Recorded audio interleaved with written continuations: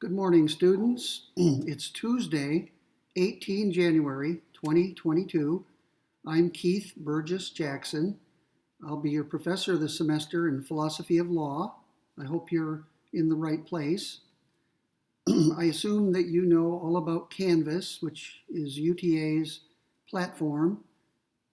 You should know by now how to get into Canvas, how to log in, and find your courses. So when you find the philosophy of law course, you should click on the word modules on the left, and it will open up a page that shows you everything that I've posted. And I have posted a few items already for you, even though we're just now getting started. So if you don't know how to use Canvas, you will need to talk to somebody at UTA, someone other than me. You'll have to learn how to go to the website and log in and so forth. But I assume most of you, maybe all of you, know that already. Now, my goal for today is simply to introduce the course. I'll go over the syllabus for a few minutes and the reading list. And when we finish today, I'll tell you what you should read for the next lecture. Now, I sent out a mass email yesterday to all of you, and I explained the basic setup for the course. We know that all courses will be taught remotely or online until at least the 4th of February. Now, the 4th of February, as I recall, is a Friday. And since we meet on Tuesdays and Thursdays this semester, we won't meet in the classroom until at least Tuesday, 8 February. Which is, I think, 3 weeks from today. So we're going to do at least 6 lectures online. They'll be like what you're watching right now. Now, we don't know, nobody knows, I suppose, what UTA will end up doing on the 8th of February. The possibilities are the university could continue online instruction if the COVID numbers aren't down. The university could have us go back into the classroom for normal teaching. And there's even a possibility that UTA might require some kind of hybrid teaching, where you divide the class up into halves and you meet with half of your class, let's say on Tuesday, and the other half on Thursday. Now, our class is pretty small, so I think that even if UTA required that we go hybrid, which means half online and half in the classroom, the room holds 30 students, and there are only 12 students enrolled. So even if all 12 of you showed up, you could spread out in the classroom and it would be fine. So I don't think we're going to have a problem with hybrid teaching. If the university says go hybrid, we're just going to go back in the classroom full speed ahead, if you will. Anyway, let's just bracket that. We'll see what happens 3 weeks from now. In the meantime, we're going to do this online teaching. Okay, I have a class roll printed out from yesterday evening. As I said, it shows 12 of you enrolled in the class. I broke it down by grade level. Of the 12 students enrolled, 4 of you are listed as seniors, 7 of you are listed as juniors, and 1 of you is listed as a sophomore. And that's appropriate for this course. This is a 3,000 level philosophy course. It's an upper level course. I would consider it a junior senior course. The assumption is that you've had 1 or more lower level philosophy courses by now. Otherwise, if you haven't, this course may be difficult for you. So it looks pretty good. If almost all of you are juniors or seniors, you should be fine. That means you've had a number of courses already. You know how to study, things like that. Okay, I should tell you that I'm in my 33rd year of teaching at UTA. When May comes around, I will be finishing my 33rd year. I also taught for 1 year at Texas A&M University way back in the 80s. So I'm finishing up my 34th year at UTA this semester. So I've been here a long time, probably before you were even born. This is the 18th time that I've taught philosophy of law. I've been teaching it every other year for many years now, decades actually. And every other year when it comes around, I look forward to it. I learn more. I enjoy it thoroughly, and I hope you do too. I've chosen some topics that should be of interest. They are philosophically meaty, if you will, and they're also topical, meaning that they're relevant to what's going on in the world today, and they should be of interest to you. Any intelligent, thoughtful person should find these topics interesting. Now, I could have chosen other topics. Philosophy of law is a very broad field, so I had to be selective, and I hope you enjoy and learn from the 9 topics that I chose for you this semester. All right, why don't we turn to the syllabus and go over that a little bit, and then we'll go to the reading list. And I'll let you go early today so you can get started on the reading. Okay, the syllabus has been posted on Canvas now under that word modules for a couple of weeks at least. Maybe some of you went online and found it on your own. That's good. If not, you could actually pause this video right now, go to Canvas, and print a copy of the syllabus and the reading list. And then when you're done printing it, bring it back to where you're watching this video and follow along with me. I guess that's one of the advantages of online or at least recorded teaching. You can pause it at any point for any reason and do something else. So I assume now that you have a copy of the syllabus in front of you so you can follow along. At the top of the syllabus, if you'll let me put my notebook up here, sometimes it slides down on the desk with a bang. I hope it doesn't do that, but be forewarned. At the top of the syllabus, I have some basic information for you, including my name. You may notice I have 2 sets of credentials, JD and PhD. I do have a law degree. It's from long ago. I practiced law for a little over 1 year when I was in graduate school in Tucson, Arizona. It was not my plan to be a lawyer. I practiced law mainly to get some experience and to make some money while I was in graduate school. I have not practiced law in a long time, so please don't ask me any legal questions. I've never been licensed in Texas. I was licensed in Michigan, which was my home state, and in Arizona. I also have a PhD degree from the University of Arizona in philosophy. My office, if you go there this semester, is in 303 Carlisle Hall. Now, Carlisle Hall is hooked to, physically attached to Preston Hall, which is where our class will be if and when we go back into the classroom. So if you walk across the walkway on the 2nd floor from Preston Hall to Carlisle Hall, go up to the 3rd floor, and you'll see my name on the nameplate on door 303. The telephone number that I give you here rings into the philosophy department. So if you need to reach me, I suppose you can always call that number. Someone should be there to take the call. And if it seems urgent, the person who takes the call may send me an email or something to let me know. Probably you won't be using the telephone, but I put it there anyway. My email address is easy to remember. It's my initials, kbj@uta.edu. And you should always feel free to use that email. I check that account about twice a day, sometimes more. So I'll get your email fairly quickly after you send it. And depending on what the email is, I'll get back to you either right away or I may need some time to respond to your question or think about it. So feel free to use email to keep in touch with me. The next item is called faculty profile. It's something UTA wants professors to put in their syllabi. And I believe if you click it or copy and paste the URL to a browser, it will open up my faculty profile page on the UTA website.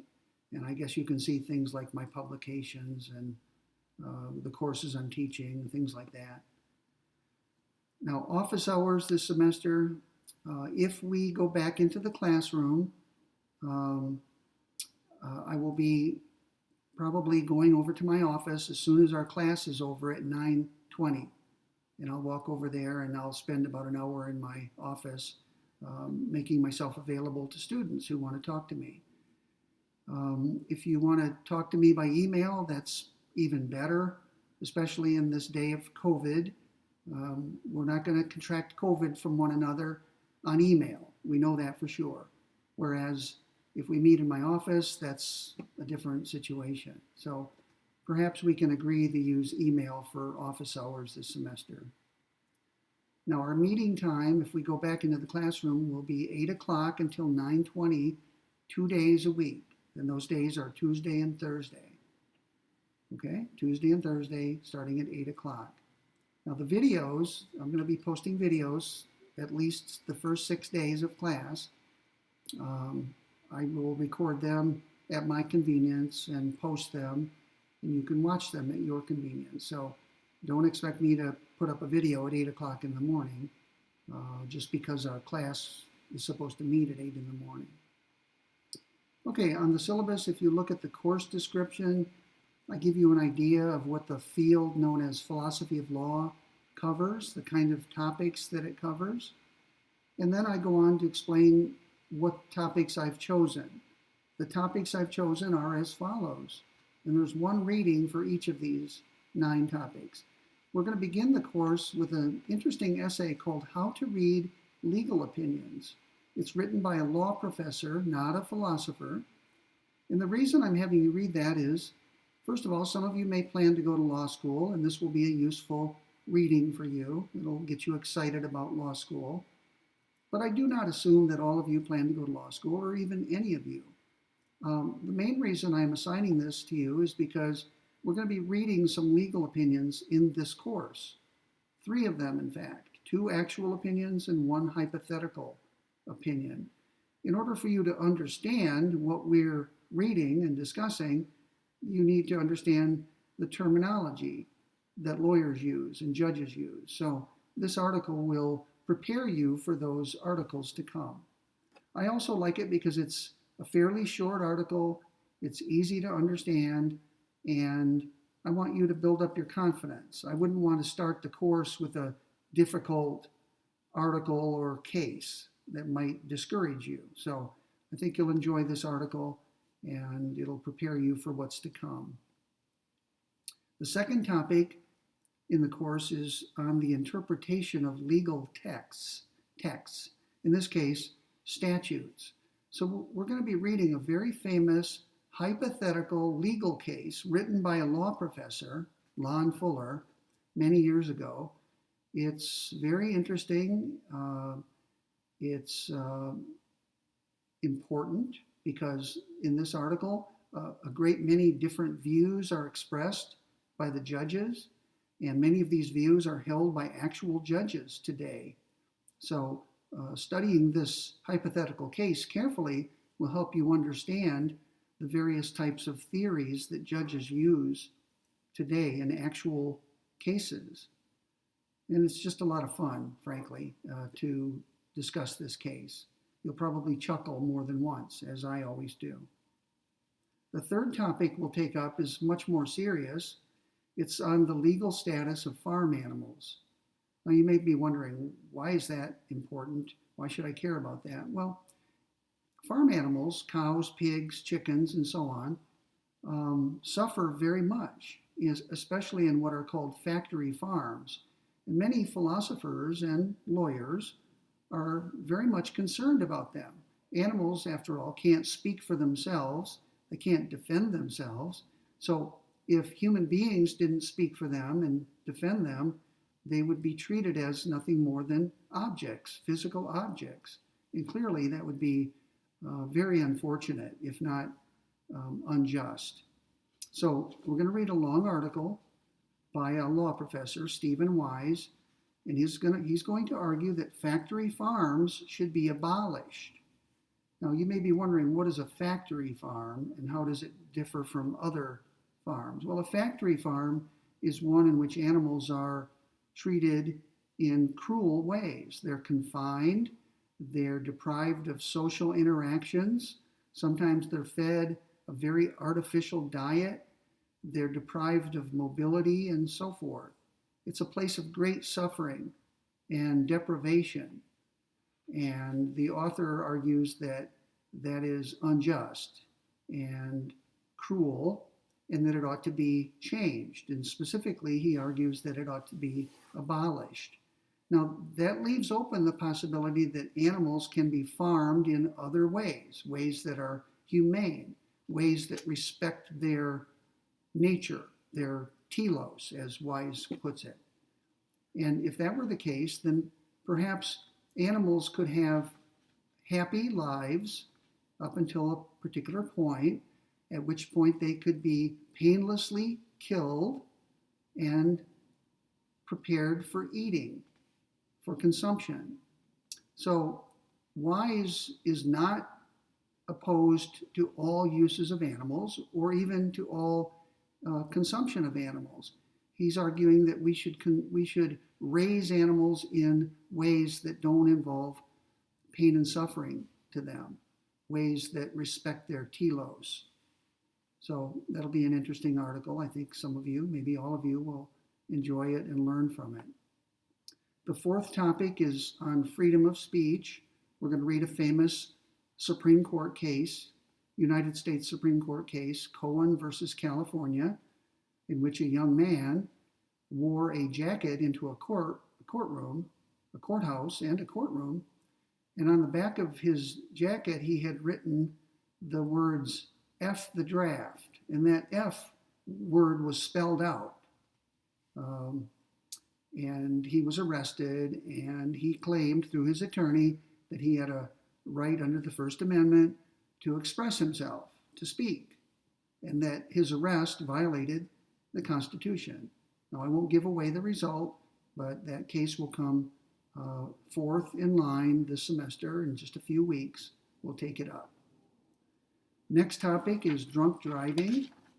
Now, you may be wondering why that should be covered in a philosophy of law course. Well, we're going to read an essay by a philosopher, Bonnie Steinbach. It was published in a very important journal many years ago in the 1980s. And Steinbach argues that society does not take drunk driving seriously enough. Many drunk drivers, even some who kill while they're drunk driving, get a little more than a slap on the wrist. And Steinbach says that that is unjust.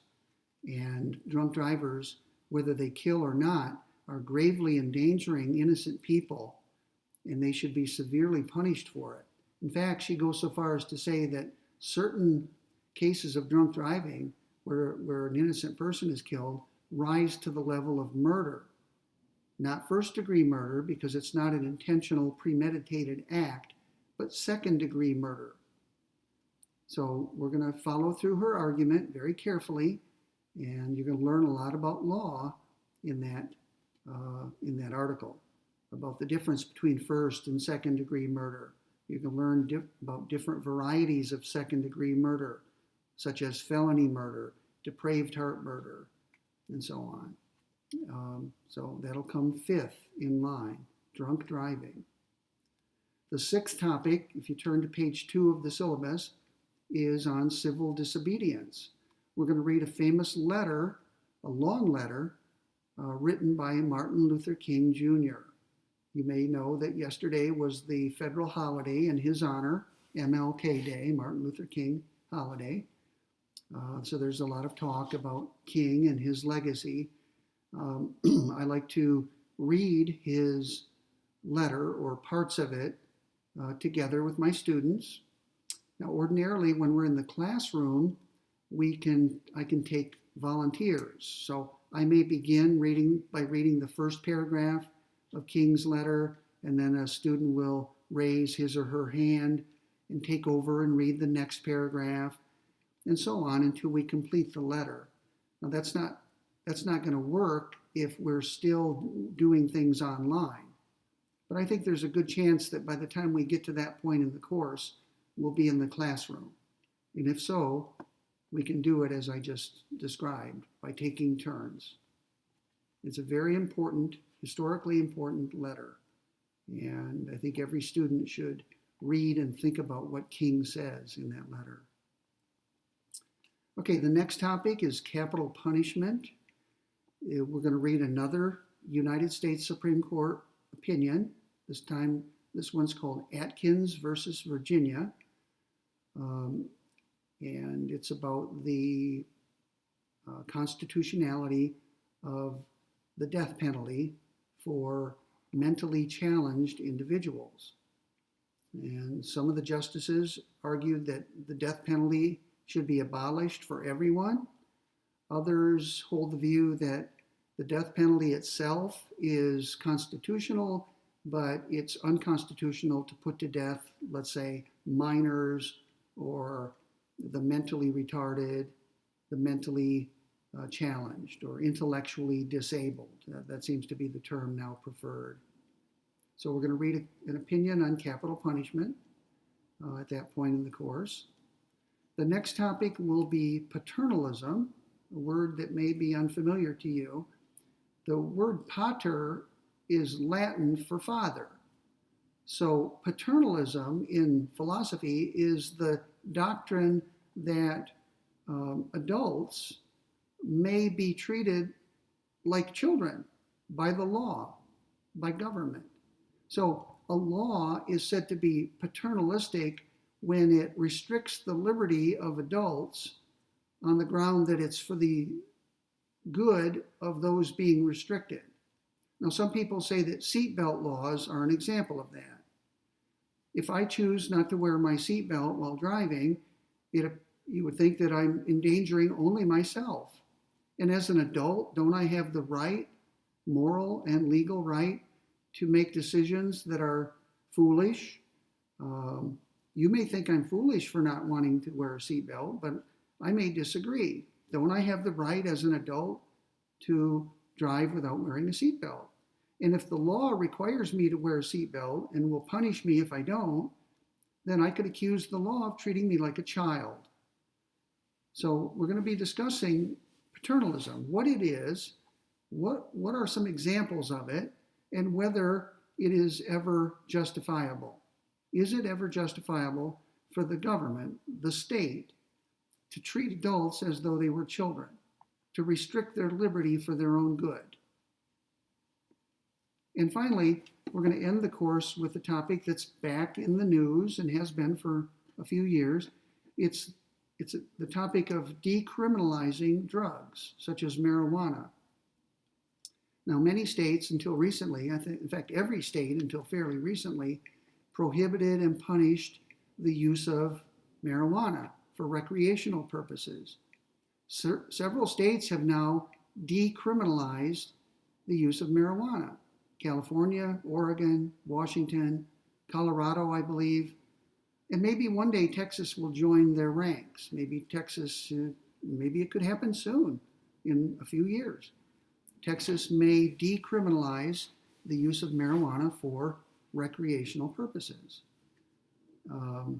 So we're going to look at the moral issues involved in that topic by reading an article by a philosopher who happens to be a lawyer as well. Okay, so those are the 9 topics. I hope some or all of them seem interesting to you. I believe they're all interesting and important, and that as we go along, you will agree with me. Now, the course materials, that's the next item on the syllabus. You may be glad to hear that there's no required book. In fact, there are no books at all required or recommended.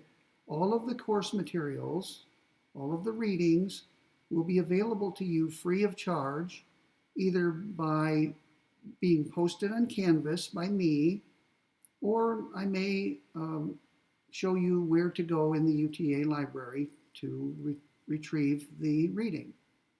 Okay, so you will not have to pay for anything that you're going to be reading in this course. So that should save you lots of money, because textbooks, as you know, are very expensive now.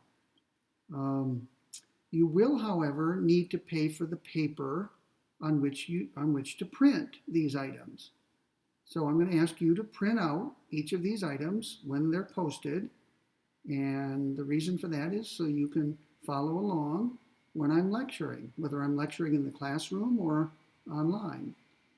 But of course, it's up to you whether to print these materials. All I'm saying is if you do, and I recommend that you do, you will have to pay for the paper and the toner cartridge because printers cost money and you'll have to pay that small amount of money.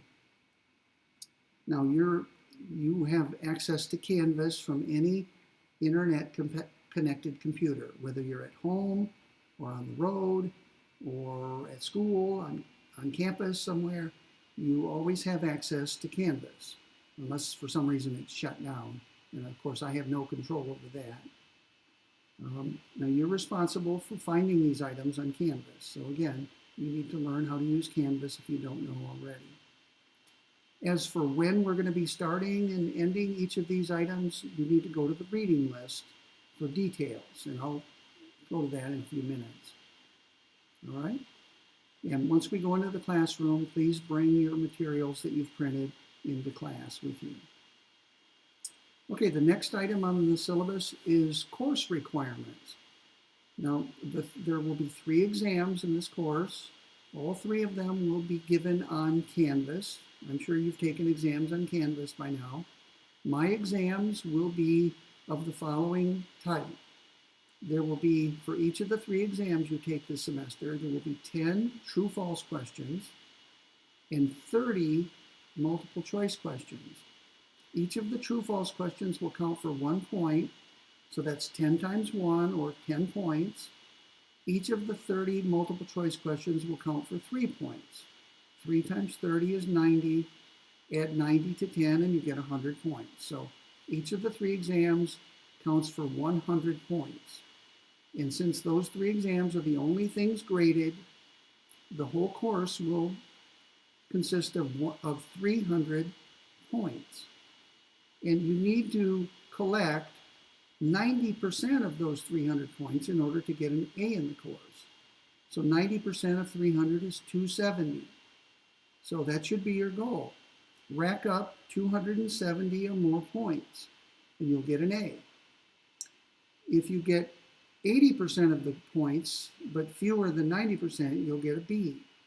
So anything between 240 points and 269 points would be a B. So that's how I'm going to calculate grades for this course. It's all cut and dried, very orderly, very laid out in an orderly way. Now, once you get your score on the first exam, you'll have a better idea of what you need to get on your second and third exams in order to get a certain grade. So make sure you work hard, make sure you study, and do well on the first exam. You would hate to get a score in, let's say, the low 70s, and you'd hate to get a score that's so low on the first exam that it keeps you from getting an A in the course. That could happen. So work hard for each of the 3 exams. Don't put off your studying until a day or so before the exam. You need to stay on top of things, stay on top of the reading, make good notes, watch my lectures at least once, each lecture at least once, maybe more than once, and so on. So you got to stay on top of things so that by the time the exams roll around, you will be well versed in the material. Now, the 3 exam dates are listed on the syllabus and on the reading list. The first exam will be given on Canvas on Thursday, 17 February. Okay, the 17th of February, which is a Thursday, and the exams will be given during the time that we would ordinarily be in class. So whether we're back in the classroom or not, the first exam will be given between 8 o'clock in the morning and 9:15 on the 17th of February. Okay? If we were in the classroom, taking the exam in the classroom, that's when you would need to be there. You'd have to be there at 8 in the morning on that day to take the exam. So I'm doing on Canvas exactly what I would do in the classroom. Sorry about that. My screen started to go black, I guess the screensaver. I don't know whether you noticed that. Maybe you did, maybe you didn't. Okay, the second exam is on the 31st of March, which is a Thursday. And the third exam, we can think of that as the final exam if you want, will be on Tuesday, the 10th of May. And I chose that day because that's the day the university scheduled for our final exam, Tuesday, the 10th of May. So I'm going to stick with that day. I don't want you to get a conflict with some other course that you're taking. So if the university gave us a block of time on that day, I know that by giving you the exam during that block, it will not conflict with any of your other courses. It can't, because the university gives a different block of time for each course. Okay, so you need to clear off your calendar. Make sure you put these 3 dates on your calendar right now, and make sure nothing else comes up to conflict with them. You understand what I'm saying? So don't write to me a week before one of these exams and say, oh, something came up and I can't make it, I can't take the exam at that time. I will ask you, why did you let something come up? This exam takes precedence over other things that you may have going on. All right, just as they would if we were taking them in the classroom. Okay, read the rest of the paragraph under course requirements. On page 3, I give my attendance policy. I have taken attendance in the past. I don't think I've taken any attendance since COVID struck a couple of years ago. It would be pointless to do so. Even when we go back into the classroom, I'm sure I will not be taking attendance. In fact, I will not be. So don't worry about that. When we go back to the classroom, if and when we go into the classroom, I'm going to continue posting my lecture notes on Canvas, but I will not be posting videos. Let me say that again. The videos will be posted until we go back into the classroom, and then they will stop. I will, however, continue to post lecture notes. If you decide to stay home and study on your own by reading the materials and studying my lecture notes, that's a decision that's up to you. I wouldn't recommend it. If I'm in the classroom lecturing, I think it's in your interest to be there listening. You can wear masks and spread out and that sort of thing. So I will not be taking attendance even if we go back into the classroom. Okay, the rest of the syllabus is what lawyers call boilerplate. It's simply material that appears in, or should appear in, every professor's syllabus all over campus. It's material that the university provided to me, not stuff that I wrote. It's not material that I wrote. But it's important and you should look it over. Okay, let's turn to the reading list now that we're done with this syllabus. We're almost done for today. If you look at the reading list, you'll see that it's 2 pages. Let's read the first part of it.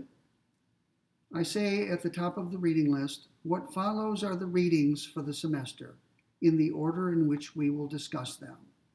It is important that you do the reading before we meet, not after. If you've not done the reading by the time we meet or by the time you watch the video, then you're liable to get little or nothing out of the lecture or the ensuing classroom discussion. Worse, you may become confused. So what I'm saying is, as between reading the material first and then watching my lecture, and the alternative of watching my lecture and then doing the reading, you should opt for the first alternative. You should read the material on your own first, then watch my lecture. And the reason is simple. When you're reading the material on your own, you're liable to have many questions about it. You may even get confused. But in the classroom, when I'm lecturing, you can raise your hand and ask me to clear something up. If you do it in the other order, if you come to class without reading the material, then my lecture will probably confuse you all the way through, since you haven't taken the time to read the essay yet, or the court opinion. So, read the material before you watch my lecture. And that's true whether I'm lecturing online or in the classroom. And the reason for that is to keep you from getting too confused. Now, the first 3 readings are listed. They're numbered 1, 2, and 3. They're the 3 that I mentioned earlier. And I tell you how long we're going to spend on each essay. We're going to spend only 2 days on the first essay by Orrin Kerr. We're going to spend 3 days on each of the others. In fact, if you look down the list, we're going to spend 3 days on every item this semester except the first. And there will be only 2 days on that one. And that adds up to 26 lectures. 26 lectures. 2 of the days this semester will be devoted to the exams. And that makes 28 days. And today's the 29th day. Today we're meeting online, but we're not going over any of the material for the course. So there are 29 days total. 26 lectures, 2 exams, plus today's introductory lecture. All 3 exams are listed on the reading list as they were on the syllabus. Okay? The first exam will cover 8 class periods. Each of the other exams will cover 9. Now, turn to page 2 of the reading list, and we'll finish up with what I wrote there. I wrote the following. You should read each essay or legal opinion twice, at least twice. The first time to get a feel for what the author is doing. Is the author analyzing some concept? Is the author explaining something to the reader? Is the author arguing? Meaning, is the author trying to persuade the reader to believe or do something? Is the author criticizing someone else's argument, for example? So that's what you do the first time. Read the article, maybe fairly quickly. You could skip the footnotes the first time you read it because you're trying to see the forest at that point. You just want to get a feel for what the author's up to. Then, maybe a day or so later, come back and read it again, a second time. This time, read it slowly and carefully, and you should pause and read the footnotes as well. Your goal this time is to focus on the details of the author's analysis, explanation, argument, or criticism.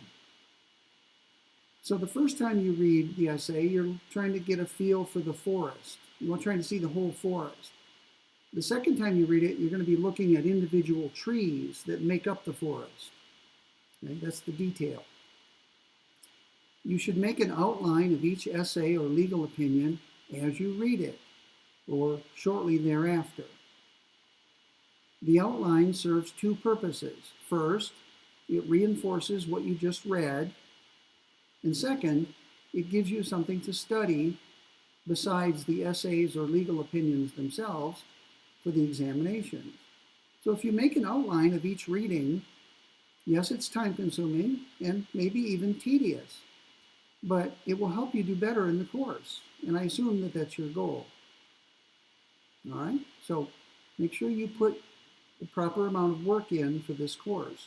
You're going to get out of this course what you put into it, and probably little more than you put into it. I always like to say this, I can teach you, but I can't learn for you. Learning is a 2-way street. Someone teaches you, you learn. Learning is active, not passive. You don't just sit back and soak up what your professor says to you. You've got to engage with it. You've got to go halfway. You've got to read carefully, ask questions when something's not clear, and as I'm suggesting here, make an outline. The process of making an outline of what you just read will help you understand the structure of the essay, the individual components of the essay, and the substance of the essay. If any of you go off to law school, you will learn very quickly that you're covering so much material in your courses that you can't possibly remember it all for the exams that come up several months later. So you will be doomed if you don't make an outline as you go. Each day when you get home from your law school lectures, you will be sitting at your typewriter or computer. In my case, it was a typewriter because it was so long ago. In your case, I'm sure a computer. You'll be typing up an outline of what you covered that day for each course you're taking. It's a lot of work. But when the exams come around several months later, you will be happy that you put in the time making the outline. The outline may be 100 pages long for each course you take. But what would you rather study for an exam? A 100-page outline or a 1,000-page casebook? I would rather study 100 pages than 1,000. But you won't have those 100 pages unless you put in the work, day after day after day. So, I realize not all of you are going to law school. Maybe none of you will be. But I'm trying to show you that when you're doing something important and you want to learn, you should make an outline. When you look at my lecture notes that I'll be posting this semester for you, you'll see how detailed they are and how much work I put into them. Yes, I'm paid to do that. You are not being paid. You're a student. In fact, you're paying. But isn't that all the more reason for you to work hard? You're paying for these courses. I assume you want to do well. I assume you want to get good grades for various reasons, including pride. You want to be proud of yourself for getting good grades in your courses. Then that should motivate you to work hard. And that will mean making outlines as you go along through the course. Okay, let me look at my list to make sure I've covered everything. I have a little stick-on paper here. That's what I'm looking down at. And it looks like I'm done for the day, except to remind you of what to read. So here's what you should read before the next video lecture. Read the first item on the reading list by Oren Kerr. The title is How to Read a Legal Opinion. That item is already posted on Canvas and has been for several weeks now. So read that article before you watch my video. My video will be posted sometime Thursday, I would expect. Sometime Thursday, I will sit down and record the video and post it on Canvas. And by that point, you should have read Kerr, and then when you watch my video, you can follow along with my lecture notes, which are also posted now. And make sure you have your article by Kerr out. Let me show you my article. This is my copy of Kerr. You can see it's all marked up in different colors. I highlight things in yellow. Let me show you another typical page. Okay, here's just a typical page. You can see as I hold it up, I've got things underlined in blue ink. I've got some things underlined in red ink. I've got things written in the margin over here, little reminders. I even underline some of the footnotes. I also circle things from time to time. Here's an example of that, circled. So you should read actively. Always, when you read something, read with a pen in your hand. Write all over it. It's as though you're interacting with the author, Oren Kerr. You may ask questions like, Kerr, I don't understand what you mean by that. Or is that right? Maybe things that he says don't seem right to you, or you don't understand them. Make a note of it. And then you can, if you're in the classroom, you can raise your hand when I'm lecturing on it and ask me. If we're doing online teaching at that point, you can send me an email and ask me, and I'll do my best to answer your question. So for Thursday's class, print and read the article by Oren Kerr and my lecture notes on that article. Have them ready in front of you when you watch my video. Okay, one more thing. I want to tell you what I have already posted on Canvas. Here's a complete list of what is posted as of right now. The syllabus, the reading list, the article by Kerr that I just showed you, my lecture notes on that article by Kerr. I also put up a map of the United States Courts of Appeal. I don't need to tell you why, but we'll get to it in due course. I've already posted the second reading for the course, the article by Lon Fuller, the one about the hypothetical judicial opinions. And I put up a handout entitled Spelunkers. Now, I don't need to explain what that means right now. It has to do with Fuller's article. And the only other thing that I posted is the letter that I sent you yesterday by email. I thought I would post that on Canvas as well. So you got it as an email, and if you lose your email or want to go back and see what I wrote, you can always go to Canvas and click and read it. It'll be there all semester. Okay? So that's it. It took 46 minutes. I can see by my computer screen. I'll get the second lecture up on Thursday, second after today, the second one counting today. And I will always send you an email as soon as the lecture has been posted on Canvas. And that'll keep you from going to Canvas over and over again to see whether the lecture is posted. Just be patient. As soon as you get an email from me saying that it's up, you can go there knowing that it'll be there. Okay? Well, I'm looking forward to this class, and I hope you are as well. Only 12 of us, 12 of you plus me. Maybe some other students will add the course. I don't know. I hope nobody drops the course, but there you have it. Even if we go back into the classroom and everybody shows up on a given day, it'll be a pretty small class, it looks like. All right, have a great day and a great tomorrow, and look for my second lecture on Thursday. I'll let you know when it's up.